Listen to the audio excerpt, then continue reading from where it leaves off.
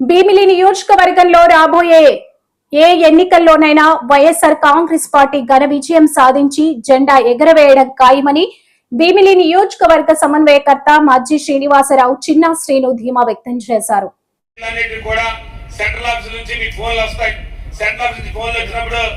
బాబు నువ్వు పలానా గ్రామంలో అవనా గ్రామంలోనో లేకపోతే మధ్యవలస గ్రామంలోనో నిన్ను పలానా గ్రామ కమిటీ అధ్యక్షుడిగా వేశారు, లేదా పలానా గ్రామ కమిటీలో నిన్ను వచ్చి ఒక సభ్యుడిగానో ప్రధాన కార్యదర్శిగానో లేదా ఉపాధ్యక్షుడిగా వేశారంటే ఎవరు ఇచ్చారు?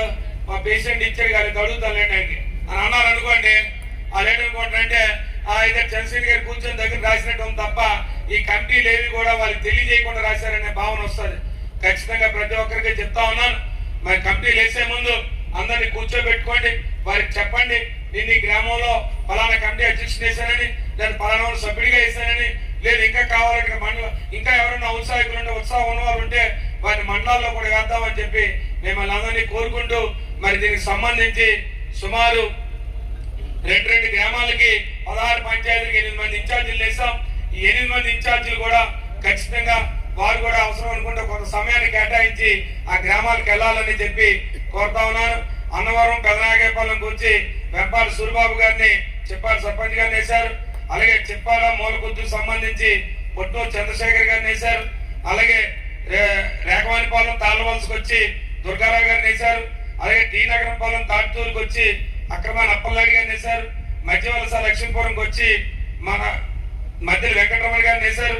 అలాగే సింగనమంద నారాయణరాజుపేటకు వచ్చి అప్పలరాజు గారి మధ్యలో సర్పంచ్ గారిని, అలాగే మధ్యపేట దాకమరికి వచ్చి సమిట్ సీని గారిని, అలాగే బోడమట్టిపాలెం అవనానికి వచ్చి మంచి సూరిబాబు గారిని, అంటే 16 పంచాయతీలు నమ్మిన వాళ్ళు ఖచ్చితంగా మీ గౌరవం కాపాడటానికి మీరు తలెత్తుకుని తిరిగేలా ఈ వేదిక మీద నాయకత్వం తలెత్తుకుని తిరిగేలాగా ప్రవర్తిస్తానే తప్ప ఎప్పుడు కూడా మీరు తల దించుకునేలాగా ఈ చిన్నసీని ఎప్పుడు కూడా ప్రవర్తించమని చెప్తా ఉన్నాను.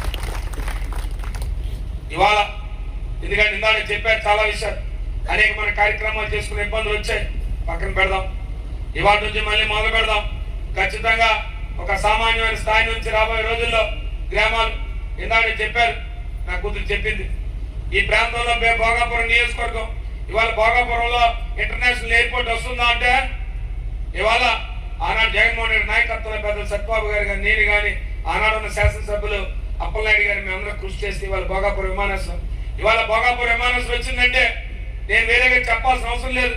ఇవాళ భీమిలి కానీ భోగాపురం కానీ మండలాలు కానీ లేదా గ్రామాలు కానీ ఇవాళ దేశంలో ఏ రకంగా ఉన్నప్పుడు కూడా మీ ప్రాంతాల్లో ఉన్న భూములు కానీ ఈ ప్రాంతంలో అభివృద్ధి కానీ ఏ రకంగా జరగబోతుందో నేను చెప్పాల్సిన అవసరం లేదు.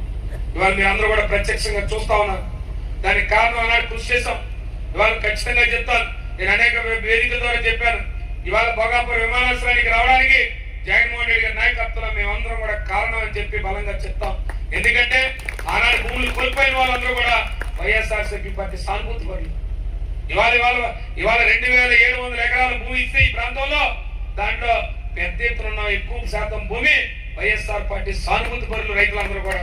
ఇవాళ రైతుల త్యాగాల వల్ల ఇవాళ ఆ విమానాశ్రయం ఇవాళ ఎవరైతే టోపీలు పెట్టుకొని ఇవాళ పెద్ద ఎత్తున మైకుల ముందు ఫోటోలు తీసుకొని సోషల్ మీడియాలో పెడుతున్నారో వాళ్ళకున్న అధికార హోదాతో రాజ్యాంగం కల్పించిన వారికి వచ్చిన హోదాతో చేస్తున్నారు తప్ప వారెవరు కూడా 1% కాదు కదా, 1 అంగుళం కూడా వారి తాలూకా కాంట్రిబ్యూషన్ ఈ ప్రాంతంలో లేదని చెప్పి మేము ఘంటాపదంగా చెప్తాం ధైర్యంగా. ఇది ఈ ప్రాంతంలో ఎప్పుడైనా ఏదైనా చేస్తే